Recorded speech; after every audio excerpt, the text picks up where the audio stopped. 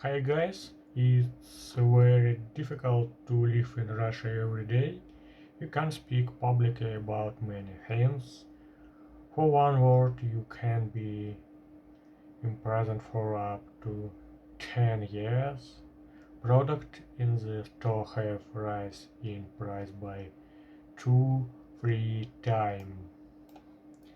Some items have disbanded from the shelves in the store. It's Coca Cola, Fanta, Sprite. Russian bank have stopped working in some countries.